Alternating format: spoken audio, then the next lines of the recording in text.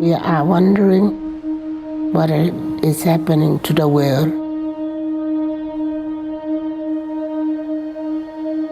Everything is changing.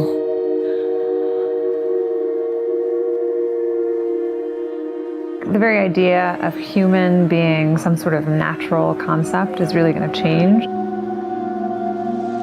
Our bodies will be so high-tech, we won't be able to really distinguish between what's natural and what's artificial.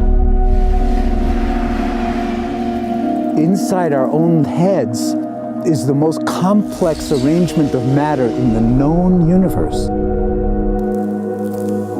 You might ask yourself, can we get to be superhumans?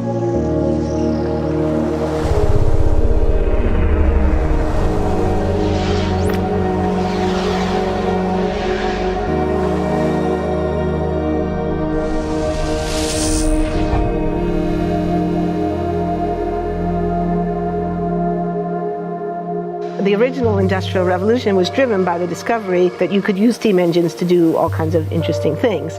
But that was followed by additional revolutions for electricity and computers and communications technology.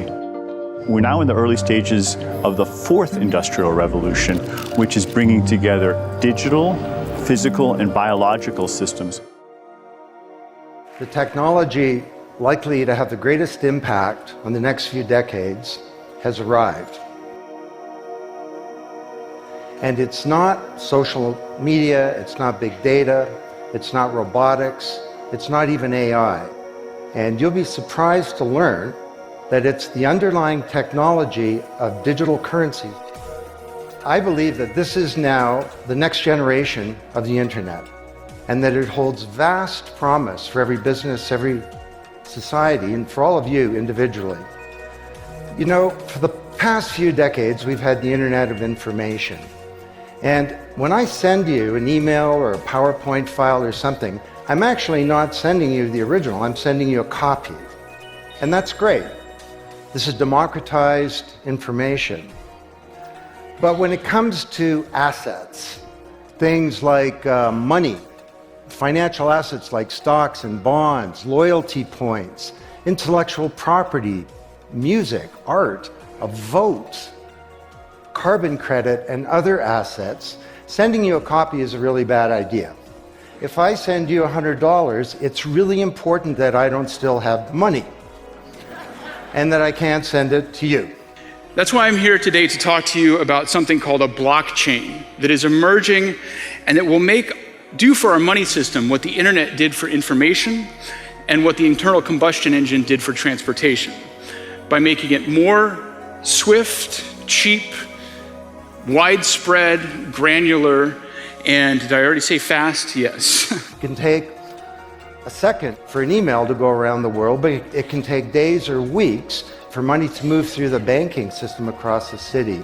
And they take a big piece of the action, 10 to 20%, just to send money to another country. Somehow, in this era of astonishingly advanced communication technologies and transportation networks, our money system lags a little bit behind.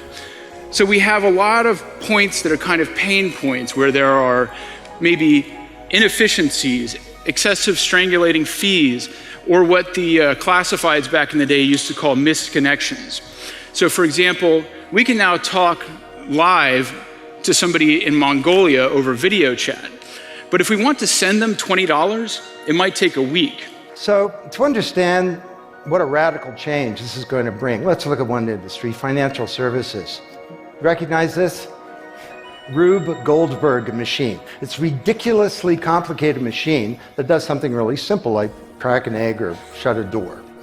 Well, kind of reminds me of the financial services industry, honestly. I mean, you tap your card in the corner store and a bit stream goes through a dozen companies, and each with their own computer systems, some of them being 1970s mainframes, older than many of the people in this room. And 3 days later, a settlement occurs.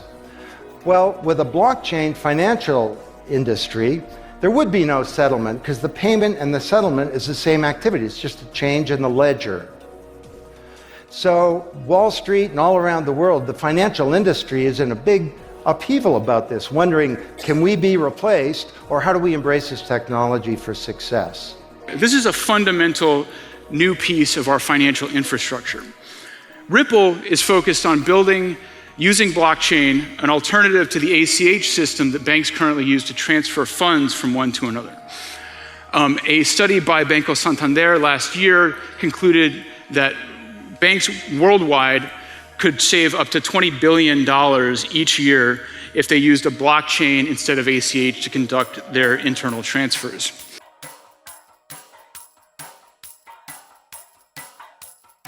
Because remember, Ripple always was different from Bitcoin in that you could put anything of value in it, right? So this idea of kind of, we call it IOUs or balances, but really being value agnostic, and that then being the engine for the exchange of that thing of value. But having the combination of ILP with XRP, we think that's kind of the killer formula. So now you can have any type of value, like any currency, but also any type of ledger. So like anything from a centralized ledger to a blockchain, etc. And if we look at kind of stepping way back, kind of the macro problem that we think again the world has, this lack of an internet of value. You kind of argue that this gets to the heart of the problem with globalization, which is obviously under a lot of stress today, right? It's kind of not working for a lot of people. And we kind of, we don't think of it as like, well, globalization's bad. We think of it, globalization's actually incomplete. Until you have an internet of value, you really can't have true globalization. You sort of need these three core interoperability technologies working all together. You need interoperability of data, of goods, and money. And then we think really good things happen when the world finally has a full kind of a globalization platform. But this has to happen. And again, what is this meaning now that we don't have it right now? It means, we all know sending $50 to Europe is kind of impossible, right? Yeah. We know the example of the Airbnb host in Tanzania who should be making $29 on a rental, and by the end of the day, $9 is showing up. This is an actual example, right? So around payments, we think XRP is uniquely and extremely well positioned to solve that payments problem. It's extremely fast at about 3 seconds per transaction, and it costs about 1/1000th of a penny to actually enable that transaction. So we often make the point that where Bitcoin is very profound in solving that store of value, an XRP transaction's about 1,000 times faster and it's about 1,000 times cheaper per transaction. Other startups are working to connect non-cash assets to blockchains. Things like stocks, futures, houses, cars. And because we have total security on the blockchain, this new form of titling system could replace the paper and personnel-heavy system that we have now. Thanks to creativity, new industries, new jobs will be created. The big challenge for me, from what we see at all 100,000 customers we have in 60 countries, is the speed of the transition, because technology is making its inroad extremely fast. And the question, the challenge is, how does society, companies and employees adapt to this acceleration of technology inroad? So the key challenge is about the speed and the way we transition from one system to the new, let's say, to the future of work. The fourth industrial revolution is just beginning, and a new economy is emerging. And you're here because that new economy demands a new finance. A new finance to serve the digital economy, a new finance to support the major transitions underway across the globe, and a new finance to increase the financial sector's resilience. Prosperity. The first era of the Internet of Information, brought us wealth, but not shared prosperity, because social inequality is growing. And this is at the heart of all of the anger and extremism and protectionism and xenophobia and worse that we're seeing growing in the world today. Brexit being the most recent case. So, could we develop some new approaches to this problem of inequality? Because the only approach today is to redistribute wealth, tax people and spread it around more. Could we pre-distribute wealth? Could we change the way that wealth gets created in the first place by democratizing wealth creation, engaging more people in the economy, and in ensuring that they got fair compensation? How are the customers really kind of seeing a different payment experience first? What does it feel like for the exporter making a payment or the receiver in terms of ease and a difference compared to, dare I say, payments over SWIFT? I think from a customer point of view, you almost don't want to show them too much of the technology or explain too much of why it's working as it is. I don't understand how a car works, but if it parks for me, that would be even better. And I think it's the same kind of thing. But what they are seeing is they are seeing payments arrive in 1/100th of the time, and they're paying a lot less, if anything, for it. And I think that's the key. So when you're looking at high volume payments for companies involved in import, export, or remittances, or whatever the case may be, when you start to look at the economics of how they stack in favor of a Ripple payment over XRapid, perhaps rather than SWIFT, the numbers are actually quite eye-watering. And in terms of the usability, the client is seeing an optimized outcome, so it's quicker and easier to make, and it's cheaper for sure. But there's nothing that they have to do in addition to what they were already doing to instruct it. And of course, more savvy customers, they're driving our business. They're saying, we've got goods moving across in container ships that are changing ownership before they get from one place to another. They need to have the currency available as it changes ownership from one port to another. And then think about aircraft as well. It may take days for a ship to get one place to another. Now think of aircraft taking goods from UK into Brussels, takes an hour. Ownership can change across that time. Payment needs to be made in real time.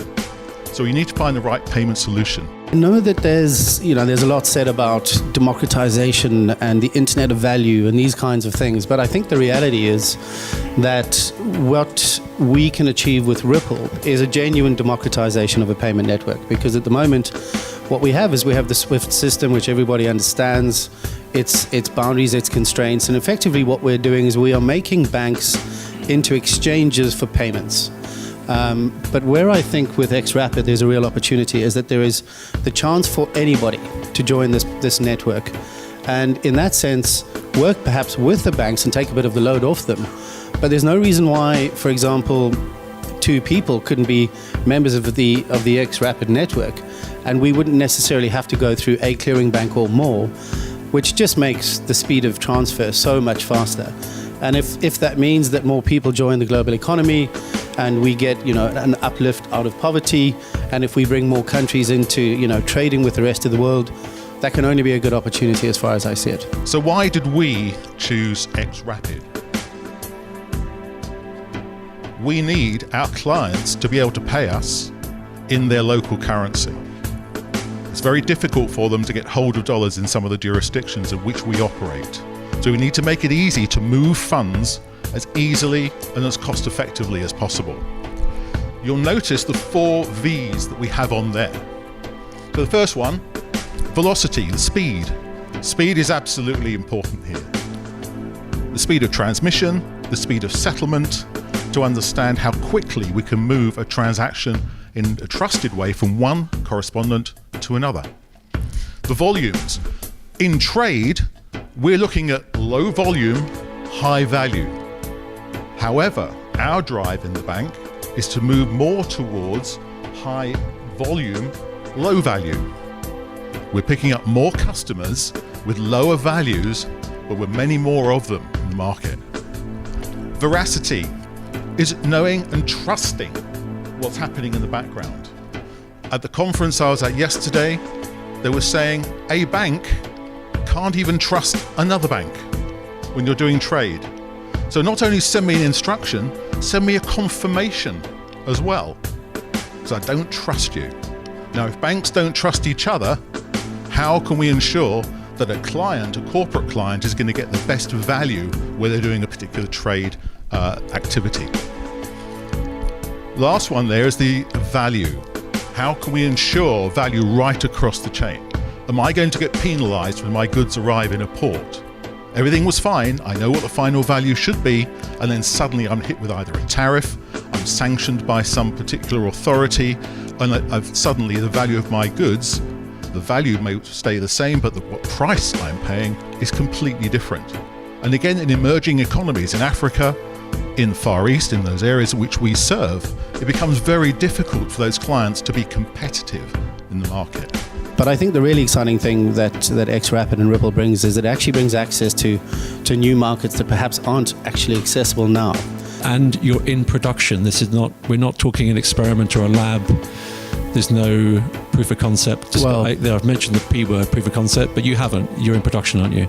Well, I mean, that's kind of the exciting thing. I think we've all been following crypto and blockchain for a long enough time to have sat through various ideas and big dreams. But I think that the exciting thing is that we are in production, as you say. So, the testing phases are behind us, and roll on. It's 2 countries today. It could be 10 before the middle of the year, and what stops it being any more than that?